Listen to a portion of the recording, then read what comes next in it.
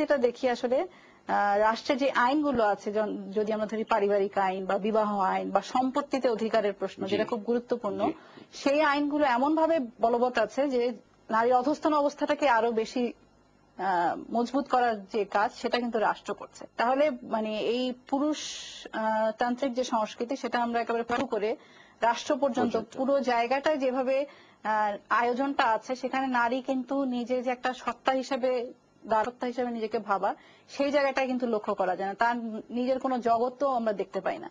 এখন এই পুরুষতান্ত্রিক সংস্কৃতি মাঝে মাঝে পুরুষতন্ত্র বিরোধিতা কিছু কিছু উপকরণকে আবার আত্মীকরণ করার চেষ্টা করার ফলে এই সংস্কৃতি কিন্তু আরো পোক্ত হয় বলে অনেকে মনে করে। যেমন এনজিওতে আমরা লক্ষ্য করবো যে তারা অনেক বেশি তাদের কাজকর্মের মধ্যে নারী বান্ধব একটা বেশ মনে হতে পারে যে বেশ তারা বোধহয় নারী বান্ধব, তারা অনেক কাজ করছে, গ্রামীণ নারীদেরকে ঋণ দিচ্ছে ইত্যাদি।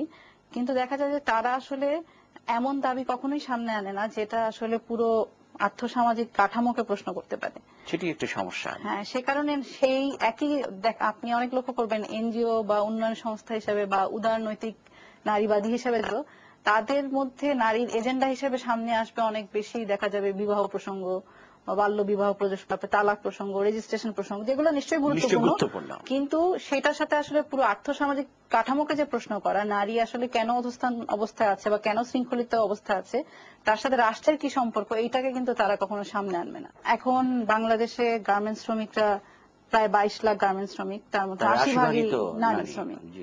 যত বেশি নারী এরকম অর্থনৈতিক কাজের সাথে যুক্ত হচ্ছে, তত বেশি কিন্তু এই প্রশ্নটা সামনে আসছে। তখন দেখা যায় বলেন বা অন্যান্য ক্ষেত্রগুলোতে বলেন, সমস্ত সংস্থায় কিন্তু নারী বিষয়টা একটা গুরুত্বের সাথে সামনে আসছে। আমরা বলতে পারি ওয়ার্ল্ড ব্যাংকের কথা, ওয়ার্ল্ড ব্যাংক এবং বুশ পর্যন্ত আফগানিস্তানের মেয়েদের মুক্তির জন্য তার কর্মসূচি আছে। তাহলে আপনি বুঝতে পারছেন যে কোন জায়গায় এটি গেছে।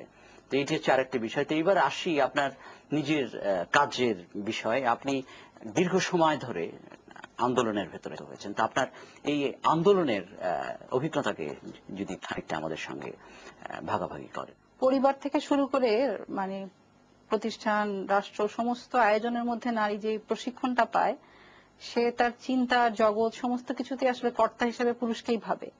সেই চর্চাটা সে করে আসে এবং যখন আসলে সে রাজনৈতিক কর্মের মধ্যেও আসে, দেখা যায় একটা সময় হয়তো সে পুরুষকেই কর্তা হিসেবে ভাবছে। তার যে সক্রিয় অংশগ্রহণ, সেই জায়গাটা উপস্থিতির ঘাটতি আছে। এটা যদি শুধু নারীর দিক থেকে আছে তা না, আমরা আসলে যেমন আমি নিজের ছাত্র সংগঠনের সাথে দীর্ঘদিন যুক্ত ছিলাম এবং আমরা আমাদের সংগঠনের মধ্যে অনেক বেশি নারীর সক্রিয় অংশগ্রহণের বিষয়টাকে সামনে এনেছে এবং নারীর সক্রিয় অংশগ্রহণের মধ্য দিয়ে সে আসলে নেতৃত্বের জায়গায় আসতে পারে।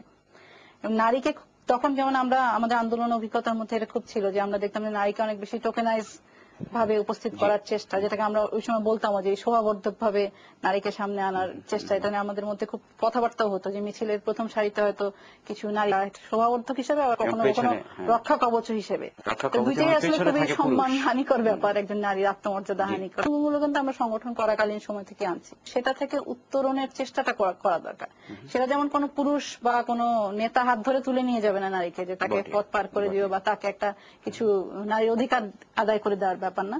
নারী যত বেশি আসলে রাজনৈতিক সংগঠনে যুক্ত হবে, যত বেশি তার সক্রিয় অংশগ্রহণটা বাড়বে, একেবারে সাংগঠনিক পর্যায় থেকে শুরু করে নীতি নির্ধারণী পর্যায় পর্যন্ত, তবে আসলে এই নেতৃত্বটা অনেক বেশি জোরের সাথে সামনে আসছে, যেটা এখন পর্যন্ত হয়তো একটা ঘাটতি আছে। এবং আমরা মনেও করি যে একটা রাজনৈতিক সংগঠন বা রাজনৈতিকভাবে নারী নেতৃত্ব হিসেবে তখনই যখন সেই যেই রাজনীতিটা আমরা চর্চা করছি, সেই রাজনীতি নারী প্রশ্নকে আসলে কোন জায়গায় দেখে এবং কিভাবে এটাকে মোকাবেলা করে, সেটার উপর ভিত্তি করে আসলে রাজনীতিতে নারী অংশগ্রহণের প্রসঙ্গটা আরো সামনে আসবে বলে মনে করছেন। আমরা দেখেছি ইতিহাসে যে নারী প্রশ্নটা একটা ইস্যু হিসেবে প্রান্তে অবস্থান করে, কিন্তু এটি যদি কেন্দ্রে বারবার যদি না থাকে, তাহলে তো সেই প্রশ্নটাকে ঠিক প্রশ্ন হয়ে ওঠে না। নারী প্রশ্নকে নারী প্রশ্ন হিসেবে চিহ্নিত করাই তখন খুব মুশকিল হয়ে পড়ে। তো এবার আসি, আমরা আমাদের এই আলোচনার শেষের দিকে চলে এসেছি।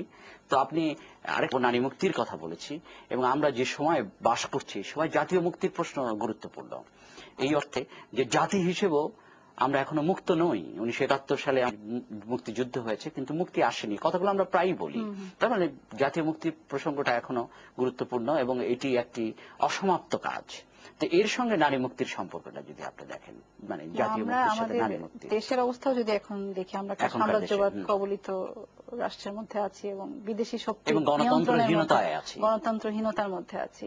এবং এই সময় যদি জাতীয় মুক্তির প্রশ্নটাকে রাজনীতির মূল বিষয় ভাবা হয়, সেই ক্ষেত্রে আসলে নারী বিষয়টাকে যুক্ত না করে, নারী প্রশ্নকে এই আন্দোলনের সাথে যুক্ত না করে আসলে জাতীয় মুক্তির আন্দোলনে দাঁড়াতে পারেন। এবং একই সাথে আমরা যদি বলি যে নারী জাতীয় মুক্তির সংগ্রামে আসলে কারা যোদ্ধা, জাতীয় মুক্তির সংগ্রামের যোদ্ধা হচ্ছে জনগণ, এবং জনগণের সবচেয়ে অগ্রসর এবং লড়াকু অংশই হচ্ছে নারী। কারণ নারী হচ্ছে সবচেয়ে বেশি নিপীড়িত, এবং নারী একই সাথে নারী হিসাবে নিপীড়িত, একইভাবে শ্রমিক হিসাবে নিপীড়িত। নিপীড়নের মাত্রাটাই দুই ভাবে হচ্ছে। এবং প্রলেতারিয়েত হচ্ছে নারী। সেই ক্ষেত্রে নারী হচ্ছে সবচেয়ে অগ্রসর অংশ হচ্ছে এই জাতীয় মুক্তির ক্ষেত্রে। তো সেই ক্ষেত্রে নারীকে যদি জাতীয় মুক্তির লড়াইয়ের সাথে যুক্ত না করা যায়, এবং জাতীয় মুক্তির ক্ষেত্রে সমাজের অর্ধেক অংশ নারীকে বাদ দিয়ে মুক্তির লড়াইটাকে সংগঠিত করার চিন্তা করা হয়, তাহলে এই লড়াই দাঁড়াবে না। এবং সে কারণেই জাতীয় মুক্তির লড়াইয়ের সাথে নারীর আন্দোলনের প্রশ্ন বা নারী প্রশ্নকে যুক্ত করাটা এই মুহূর্তে আসলে জাতীয় মুক্তির প্রশ্নে খুব গুরুত্বপূর্ণ একটা বিষয়। যেমন সেটি গুরুত্বপূর্ণ বিষয় গণতন্ত্রের ক্ষেত্রে। গণতন্ত্র অর্থহীন যদি গণতন্ত্র নারী মুক্তির এবং নারী প্রশ্নটাকে কেন্দ্রে। মানুষের মুক্তি তো আসলে নারী মুক্তির সাথে যুক্ত, এবং নারী মুক্তি ছাড়া আসলে মানুষের মুক্তিও সম্ভব না। সেই কারণেই একই সাথে জাতীয় মুক্তির সাথেও নারী মুক্তির একটা সম্পর্ক রয়েছে। তো তাসলিমা, আপনাকে অনেক অনেক ধন্যবাদ আপনার সময় দেওয়ার জন্য এবং আপনার এই আলোচনা আমাদের উপহার দেওয়ার জন্য। আপনাকেও ধন্যবাদ, এবং এনটিভি সাময়িকীর আয়োজকদেরকে ধন্যবাদ। প্রচ্ছদ